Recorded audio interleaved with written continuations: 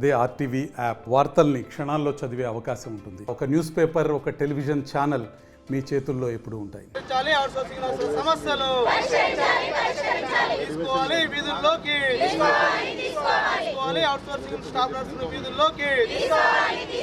హాస్పిటల్లో పనిచేస్తున్నటువంటి outsourcing staff నర్సుల్ని మరి రాష్ట్ర ప్రభుత్వం కానీ అట్లాగే ఈ ప్రభుత్వ హాస్పిటల్లో ఉన్నటువంటి సూపరింటెండెంట్ ఎటువంటి ఆర్డర్ కాపీ ఇవ్వకుండా మీరు టర్మినేట్ అయ్యారని చెప్పేసి పద్ధతిలో వీళ్ళని తొలగించడం జరిగింది.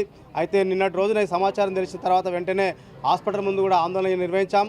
కానీ సూపరింటెండెంట్ నుండి కానీ ఆర్ఎం నుండి కానీ అట్లాగే ప్రిన్సిపాల్ నుండి సరైనటువంటి సమాధానం రాకపోవడం మూలంగా ఈరోజు సిద్దిపేట కలెక్టరేట్లో ధర్నా కార్యక్రమం నిర్వహించి మరి ఈరోజు కలెక్టర్ని కలవడానికి రావడం జరిగింది. మరి అడిషనల్ కలెక్టర్ శ్రీనివాసరెడ్డి గారికి వినతి పత్రం ఇచ్చి మరి దాదాపు 2019 నుండి ఇప్పటి వరకు స్టాఫ్ నర్స్గా పనిచేస్తున్నటువంటి 80 మందిని మరి అకారణంగా తొలగించినటువంటి సరైన పద్ధతి కాదు. మరి ప్రభుత్వం వీళ్ళందరినీ కూడా ఆదుకోవాలి, టర్మినేట్ అనేటువంటిది ఉంటుంది. కానీ రెగ్యులర్ పోస్టులు వచ్చిన తర్వాత వీళ్ళు వెంటనే పోవాలని చెప్పడం అనేటువంటి సరైన పద్ధతి కాదు.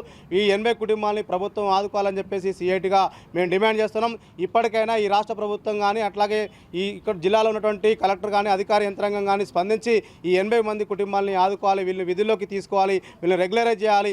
లేదు ఇప్పుడు ప్రభుత్వ హాస్పిటల్లో గ్రామీణ ప్రాంతంలో ఉన్నటువంటి ప్రైమరీ హెల్త్ సెంటర్లో ఎన్హెచ్ఎస్గా దాదాపు 110 వేకెన్సీ కూడా ఉన్నాయి. ఆ వేకెన్సీలో కనీసం మాకు అక్కడ మరి ఉద్యోగాలు కల్పించేటట్టుగా ఈ ప్రభుత్వం జిల్లా యంత్రాంగం జిల్లా కలెక్టర్ రకమైనటువంటి చొరవ చూపాలని చెప్పేసి ఈరోజు రిప్రజెంటేటివ్ చేయడం జరిగింది. మరి జిల్లా కలెక్టర్కి వినతిపత్రం ఇచ్చే సందర్భంలోనే డిఎంఎండ్హెచ్ఓ గారు కూడా ఉన్నటువంటి సందర్భంలో వారిని కూడా పలకరించి మరి సార్ ఇక్కడ ఎన్హెచ్ఎస్ సంబంధించినటువంటి ఖాళీలు ఉన్నాయి, వాటిని భర్తీ అంటే మేము ప్రభుత్వానికి ఎక్కడైతే ఖాళీ ఉన్నాయి వాటిని ఖాళీ ఉన్న వాటిని ప్రభుత్వానికి రిపోర్ట్ ఇచ్చి ఆ రిపోర్ట్ ఆధారంగా నోటిఫికేషన్ ఇస్తే భర్తీ చేయడానికి మేము మా వైపు నుండి కృషి చేస్తామన్నటువంటి హామీ అనేటువంటిది ఇవ్వడం జరిగింది. ఆ పద్ధతిలో చూసుకున్న వీళ్ళందరికీ కూడా న్యాయం జరగడానికి అవకాశం ఉంది. కాబట్టి ఇప్పటికైనా ఈ ప్రభుత్వం స్పందించి జిల్లా యంత్రాంగంతో పాటుగా రాష్ట్ర ప్రభుత్వం కూడా స్పందించి 80 మంది కుటుంబాలని ఆదుకోవాలని సిఐటిగా మేము డిమాండ్ చేస్తా ఉన్నాం. కోవిడ్ టైంలో 2019లో మమ్మల్ని కాంట్రాక్ట్ బేస్ కింద సిద్దిపేట డిప్యుటేషన్లో సిద్దిపేట కింద మమ్మల్ని అందరినీ జాయిన్ చేసుకున్నారు. అక్కడ ఫస్ట్గా మమ్మల్ని అందరినీ కాంట్రాక్ట్ బేస్ అనే పిలిపించిన తర్వాత పెన్ను ద్వారా మమ్మల్ని అవుట్ సోర్సింగ్ అని రాశారు. సరే మాకు ఉద్యోగ భద్రత ఉంటుంది కాబట్టి మేము అందరం ఎక్కడంటే అక్కడ ప్రజెంట్ ఇప్పుడు ఉస్మానియాలో కానీ ఇంకోటిలో కానీ ఎక్కడంటే ఇక్కడ ఇప్పుడు సిద్దిపేట హాస్పిటల్లో దాదాపుగా 300 మెంబర్స్ మీరు రిక్రూట్ చేశారు. ఇప్పుడు 80 మందికి మాత్రం ఇప్పుడు మేము స్ట్రైక్ చేస్తున్నది ఏంటంటే మాకు ఇప్పుడు ఎలాంటి ఉద్యోగ భద్రత లేదు. ఇప్పుడు మార్నింగ్ మాకు ఎలాంటి ఆర్డర్స్ లేని మమ్మల్ని ఎలా తీసేస్తారు అనేది మేము క్వశ్చన్ చేస్తున్నామండి. మాకు ఉద్యోగ భద్రత కల్పించాలి అంతే. లేదు సార్, నిన్నటి నుంచి మమ్మల్ని 18th నుంచి మమ్మల్ని రాకమని చెప్పారు డ్యూటీకి. ఇక్కడ మేము వెళ్తే అక్కడ ప్రిన్సిపల్ మేడం కలిసాము. ఆమె కూడా మాకు ఆర్డర్ కాపీస్ మాకు ఇప్పుడు జస్ట్ మెసేజ్ ద్వారానే మమ్మల్ని పంపిస్తున్నారు అని చెప్తున్నారు. వాళ్ళకి ఎలాంటి ఆర్డర్స్ కాపీస్ లేకుండా మాకు కనీసం చూపించారు. మాకు ఆర్డర్స్ కాపీ ఇది మీకు వచ్చింది మీరు వెళ్ళిపోండి అని చెప్పాలని కూడా ఏం లేదు. మెసేజ్ వచ్చింది మీరు వెళ్ళిపోవాలి అంతే. మీకు ఉద్యోగం లేదనే చెప్పేస్తారు సార్ డైరెక్ట్. మేము ఎక్కడికి వెళ్ళాలి?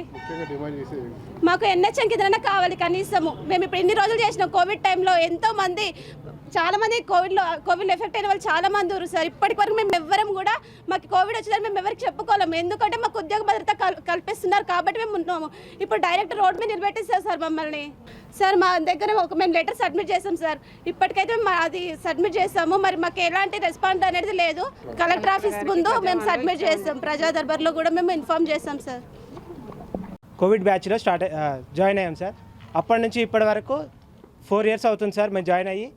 మేము కోవిడ్ టైంలో ప్రతి ఒక్కటి మేమే చేసాం సార్. ఆయమ్మ వరకు పేషెంట్ కేర్ నుంచి ఆయమ్మ, ward boy, doctor HOD sir అంత లెవెల్లో చేసాం సార్ మేము అందరము వాళ్ళకు పేషెంట్లకు సేవ. కానీ ఈరోజు మా పెద్దవాళ్ళ దగ్గరికి వెళ్తే ప్రిన్సిపాల్ మేడం కానీ సూపరింటెండెంట్ సార్ కానీ ఆర్ఎంఓస్ కానీ మా నర్సింగ్ సూపరింటెండెంట్ కానీ ఎవరు మమ్మల్ని పట్టించుకోవట్లేదు సార్. ఈరోజు మీకు నెక్స్ట్ ఏదైనా ఉంటే అందులో అప్లై చేసుకోండి కానీ మేము హెల్ప్ చేస్తాము అని ఒకరు ముందుకు రావట్లేదు సార్ మాకు ఈరోజు.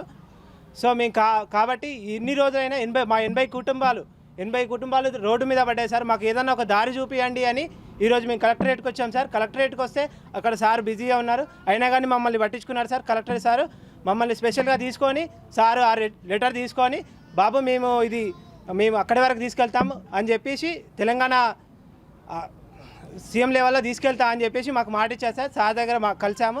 సార్ చెప్తా అన్నారు సార్ ఇప్పుడు మేము ఇప్పుడు 80 కుటుంబాలు ఆదుకోవాలని గవర్నమెంట్ని మేము కోరుకుంటున్నాం సార్. మాకు ఏదో ఒకటి ఎన్హెచ్ఎమా మాకు ఏదో ఒక దారిలో మమ్మల్ని 80 కుటుంబాలను ఇక్కడ ఎప్పటి నుంచో వచ్చి ఇక్కడే ఉంటున్నాం సార్. మేము స్థిరపడిపోయినాం. మొత్తం హాస్పిటల్ ముందు అందరూ ఫ్యామిలీతో సహా సెటిల్ అయిపోయారు సార్. ఇక్కడ మొత్తం రూమ్ తీసుకొని చిన్నపిల్లలు వదిలేసి మా స్టాఫ్ అంతా ఎప్పటి నుంచో వాళ్ళని అందరినీ పక్కన పెట్టేసి ఎంతమంది ఎన్ని అన్నా కానీ ఫ్యామిలీస్ కూడా వద్దు, మా డ్యూటీస్ వద్దు, బంద్ చేయండి అని చెప్పి ఇంట్లో వాళ్ళు ఫోర్స్ చేసినా కానీ మేము పబ్లిక్కి హెల్ప్ చేస్తామని చెప్పేసి అందరూ పోరాటంతో చేసినాం సార్. ఎన్ని రోజులు చేసినా మాకు ఆ ఫలితం లేదు సార్. కాబట్టి మేము చెప్పాల్సింది ఏంటి అంటే మాకు ఎక్కడ ఒక దగ్గర మాకు ఈ అవకాశం ఇప్పించండి, మాకు ఏదైనా ఒక దారి చూపించండి అని చెప్పేసి మేము గవర్నమెంట్ కోరుకుంటున్నాం సార్. ఈరోజు మరిన్ని వీడియోస్ కోసం ఛానల్ ని సబ్స్క్రైబ్ చేయండి, లేటెస్ట్ అప్డేట్స్ కోసం వాట్సాప్ ఛానల్ ని ఫాలో చేయండి అండ్ లింక్ డిస్క్రిప్షన్ లో ఉంది.